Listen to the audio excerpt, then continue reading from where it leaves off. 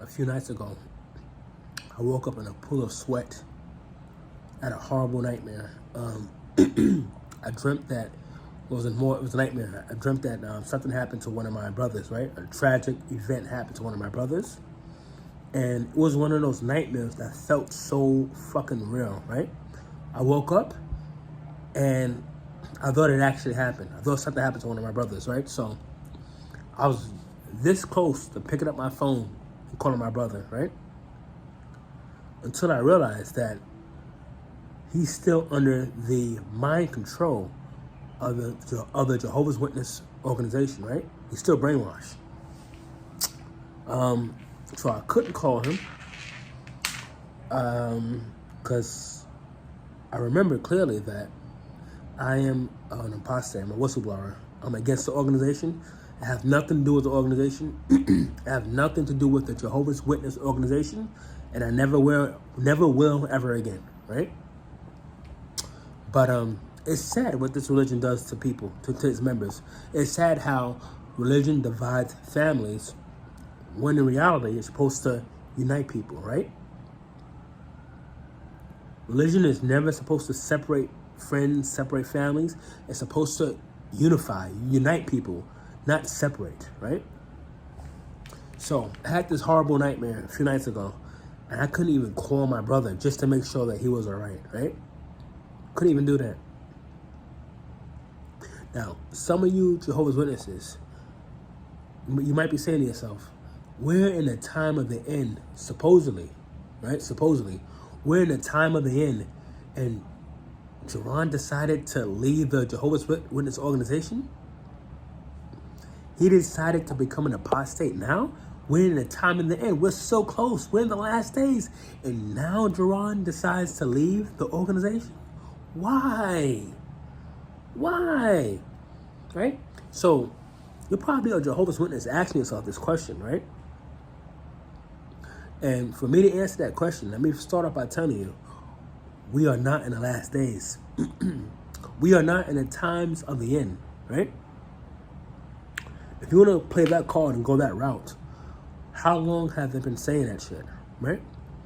Keep in mind, you Jehovah's Witnesses, I know something that you guys don't know.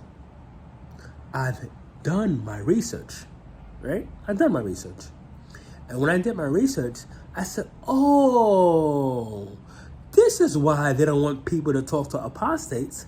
This is why they have to scare people and say, oh, apostates are bad people, they're wicked, don't talk to them.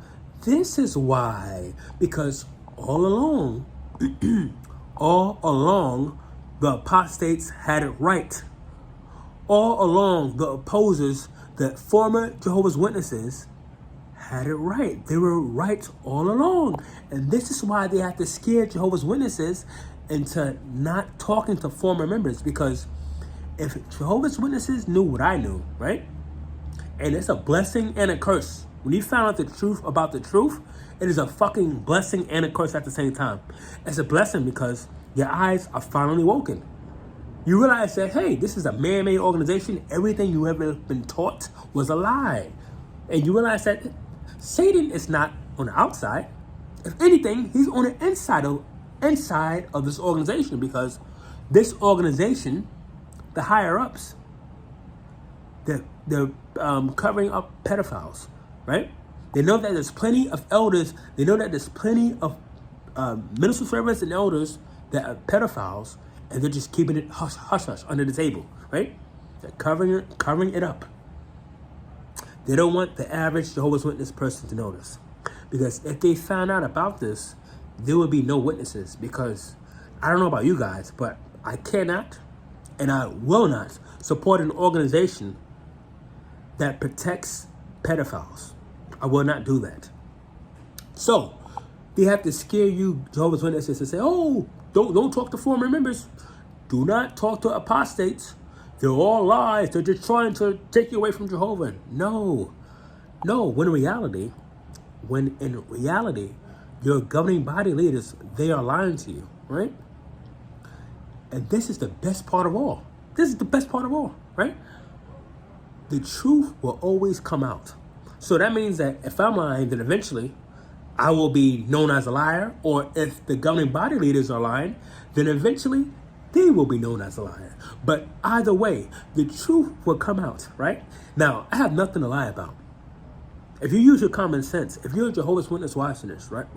If you're a Jehovah's Witness watching this, right? Use your common sense real quick. If I truly believed in paradise earth, by the way, that's a lie. There's no paradise earth coming. But if I believed in that, right? Why on God's green earth would I jeopardize me living forever? What logical sense? Why would I lie about that? Why would I make this up? Why would I become an apostate? Why would I do my research and try to share the real good news with the organization, right? Why would I jeopardize paradise earth for this? Think about it. Use your common sense if you're a Jehovah's Witness watching this, right?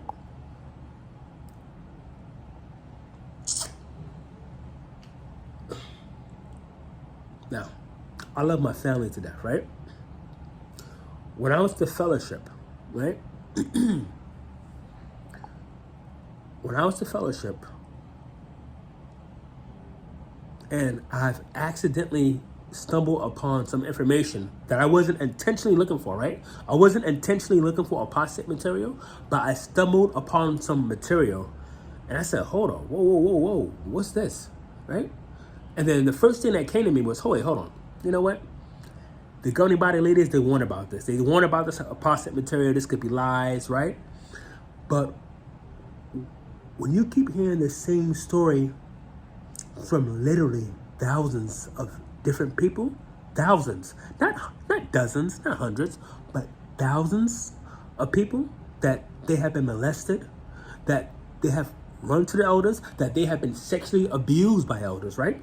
When this has happened, thousands, plural, thousands, right? When this has happened thousands of times, no, you can't say that these people are lying about that these witnesses are lying. No, you can't say that. When I continued to do my research while I was the fellowship, right? And this is not apostate lies. This is not.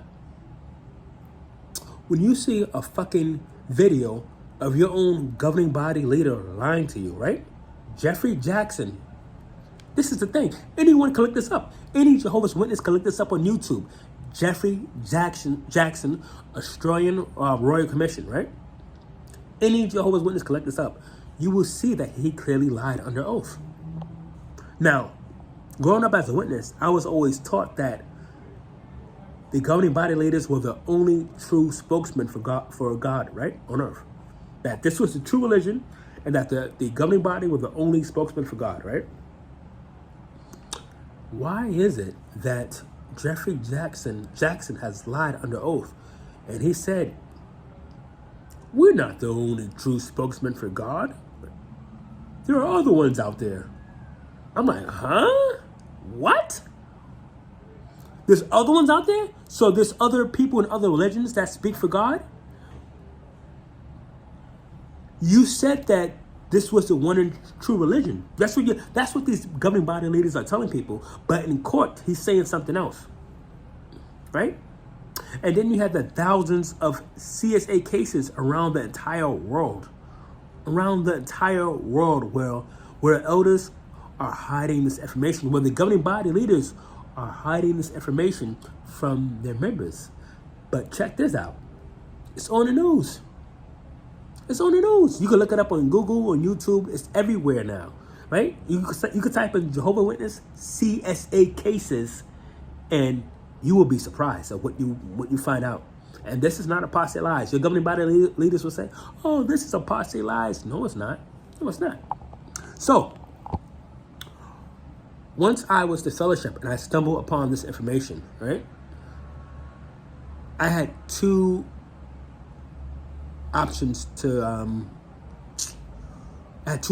right? I could either pretend like I didn't see it, come back, be reinstated, and live a fake life as a witness, knowing that this is not the truth anymore, right? But on the flip side, I could still have my family, right? If I did that, I could have came back, put a blind eye to the truth about this religion. I could have did that, right? Instead, I said, there's no way in hell. Once you see the truth about the truth, once you realize that your whole life was a lie, you can't go back to that. You can't go back to that. And I love my family to death. I would die for my family, right? I would die for my family. Even though they are shunning me right now, if they would have called me right now, they was in a financial situation, if they needed me in any way, I would be there for them, right? Now, my family has decided to shun me because they put this man-made religion before their own flesh and blood, right? Now, I get it. I was once indoctrinated. I know how it feels to be brainwashed. I know how it feels to feel like this is the true religion. I need to do whatever. I need to do whatever to serve to prove my loyalty to God. I understand that. I understand they're fully indoctrinated, right? But like I said, I had two options. When I came back, when I was the fellowship, I did my research. I could have came back, kept my mouth quiet, and faded away slowly. It just became inactive, right? That was my original plan. I was going to do that originally. I was going to do that. But then I thought to myself, I said, hold on. If I did that, I wouldn't be my true, authentic self. There's a reason why I was able to stumble upon that information. There's a reason why I woke up and realized that I was being lied to. That wasn't a mere coincidence, right? So I couldn't just keep my mouth shut. Of course, I told my family. Right? Now, it was up to them. If they wanted to believe me and do their own research or not, that is entirely up to them, right? I told a few of my Jehovah's Witness friends, that is up to them. Once again, I can't force anybody to do their own research. You could bring the horse to the water, right? You could bring the horse to the water, but the rest is up to them, right? So, I love my family. I love my Jehovah's Witness friends, but I will always stand up for what's right. Even if I'm standing alone, right? In a sense, I'm standing alone, right? I have plenty of friends outside the Jehovah's Witness organization, but in a spiritual Jehovah's Witness sense, I'm standing alone because I made that decision. Once I did my research, I said, nah, this is not it. This is a man-made organization. I'm not gonna support this shit. Once I did my research, right? I said I can't support this. I'm not gonna keep my mouth quiet. So I don't mind being shunned. I don't mind being shunned by my Jehovah's Witness family and friends. I don't mind at all. You know why? Because eventually, even if it's years down the line or decades, right? Eventually, the truth about the truth is gonna come out, and people are gonna know that I wasn't lying. And Jehovah's Witnesses, they're gonna feel this small. They're gonna feel this small for not listening to me, and for choosing to believe in mere men. They put their faith and loyalty in mere fucking men that they don't even know, right? Meanwhile, my family know me. My Jehovah's Witness family and friends, they know me physically. They know me. They met me, of course, you know? They know me. And they decided to put their faith in men that they don't know, men that they have never seen before. That makes plenty of sense. That makes plenty of sense, right? As if I would have any logical, rational reason to lie to my Jehovah's Witness family and friends, right? But the indoctrination is that strong. I get it. The indoctrination is that strong, in which Jehovah's Witnesses, they will literally shun their own family for 9 men in upstate New York that they will probably never ever meet. Make that make fucking sense. Please, somebody. This is why I have chosen activism over my family. This is why. Because my family, and let me put it like this. Let me give you guys an analogy, right? Let's say that my family is hypothetically about to rob a bank, spiritually, right? Because they think that let's say the bank is Paradise Earth. They think that they're going to Paradise Earth, right? So they're plotting to rob a bank, which is Paradise Earth, right? And they're thinking, oh, we're gonna be rich. We're gonna be rich once we rob this bank. We're gonna be rich. We're gonna be set for life, right? Jerron, come with us. They're telling me, come with me, Jerron. Come with us. In other words, stay in the organization. Stay with us. Paradise is right around the corner, right? And because I'm awake, I did my research. I'm like, fuck no. You guys about to go to jail. In other words, You about to waste decades of your life serving a man-made fucking organization. There's no paradise earth coming. You're gonna be serving. You're gonna be in this hamster wheel, right? You're gonna be on Groundhog Day, the same day, the same shit every day. Preaching, preparing for meetings, going to meetings, the whole nine. Yeah, preaching, preparing for meetings, going to service. That's gonna be your whole life on that wheel, right? The hamster wheel for the rest of your life. So they're like, oh, paradise is right around the corner. I'm like, no, it's not. The fuck it is. No, it's not. You're going to be in this organization for decades. You're going to be in this organization for decades waiting for a paradise earth that's never going to come. And then it's going to hit you. When you're on your deathbed, it's going to hit you then that you've been lied to. Right? So they think that robbing this bank is going to get them rich / lead them into paradise earth, right? I see for what it is. I'm on the outside. I'm like, hold up. I did my research. I see the aftermath. I see a problem before it occurs, right? And no way in fucking hell am I going to be wasting decades of my life serving men, waiting for something that's never going to happen. Now, if you want to do that, that's on you. But I'm telling you what it is.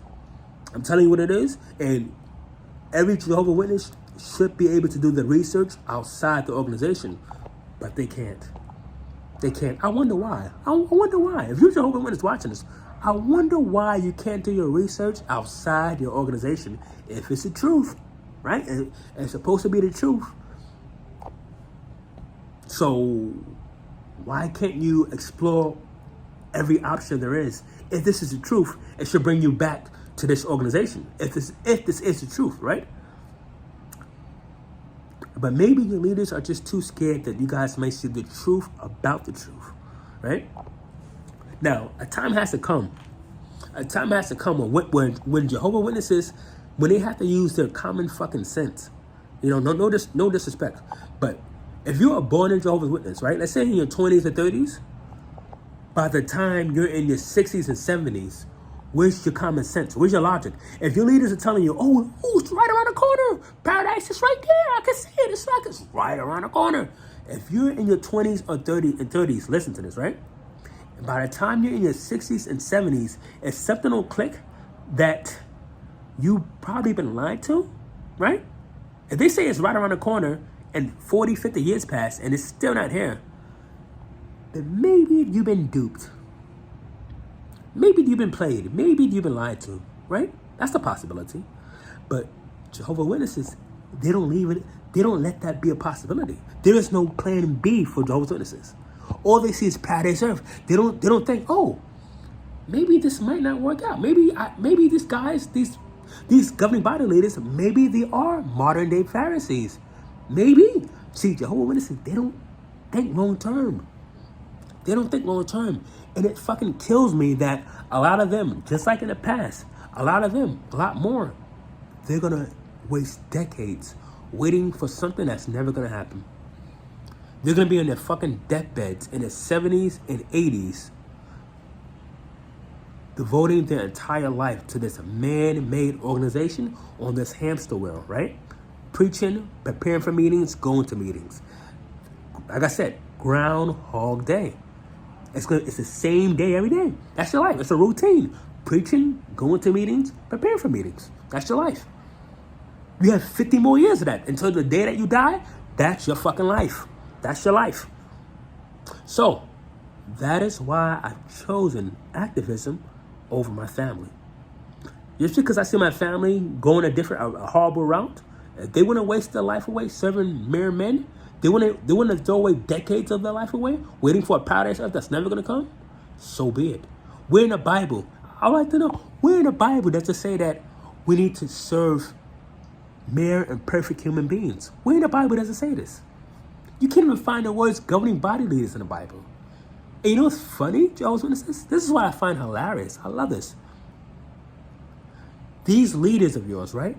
They need exclusive devotion, as you notice. Oh, serve us. Oh, hear our words. Serve us. Listen to the elders. Serve the elders. Us and the elders. Worship us and the elders. Where's the exclusive devotion to God? To Jesus.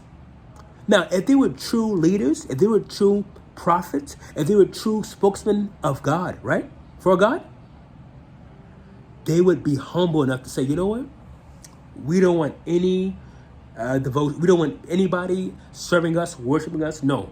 Give all your devotion to God. Give all your praise to God. Don't worship us. Don't even hear us. We're just mirrors for God, right? They would give everything, all their glory to God. But instead, they're telling their leaders, oh, serve us. Worship us. Listen to us. Listen to us and the elders. Listen to us, mere and perfect men. Even though we got it wrong and there's always new light, listen to us, right? You ever notice that, Jehovah's Witnesses? They're telling you, give their exclusive devotion to them. Listen to them. Worship them. They're not saying give it to God. God is second. You're Jehovah. He's second. The governing body leaders, they're first. They're saying, listen to us. But they're also saying in their watchtowers, right, that they're not even inspired by God. How can they have it both ways? How can they possibly have it both ways? They're telling you, listen to us. We're God's spokesman. Listen to us and elders. They're saying this. But they're also saying in their Watchtower article that they aren't even inspired by God. So if they're not inspired by God, then that should obviously tell you that you are in a man-made organization. This is where the common sense needs to kick in, Jehovah's Witnesses. This is where the common sense needs to kick in. Now, I know they promised paradise earth. I know they promised you're going to see your dead loved ones again.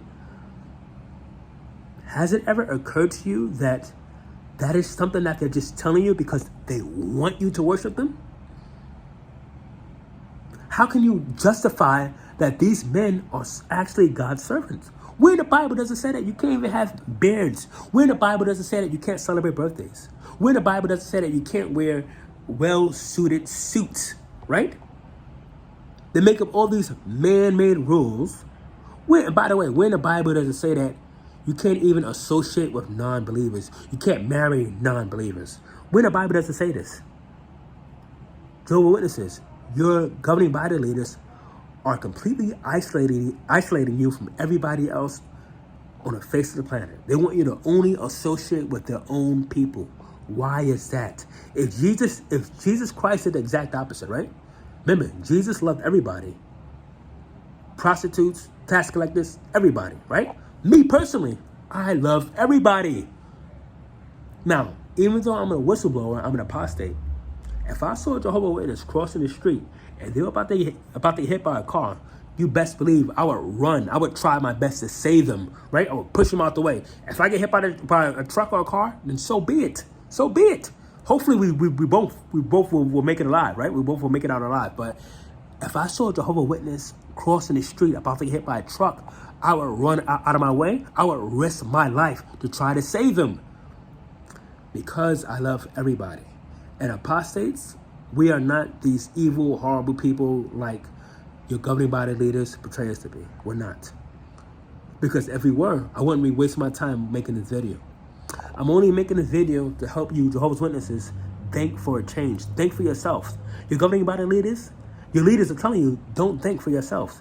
They're telling you, they're going to do all the thinking for you, right?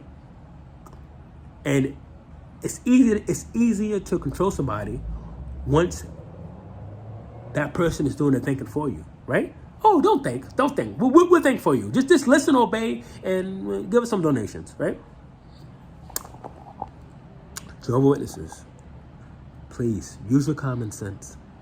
Do your research. Keep in mind, I have nothing to lie about. If you don't believe me, type in CS8 cases, Jehovah's Witnesses on Google and YouTube, and you will be surprised. CS8 cases, Jehovah's Witnesses on Google and YouTube, you will be surprised as to the shit that your governing body leaders are hiding from their members. I love you guys, all right?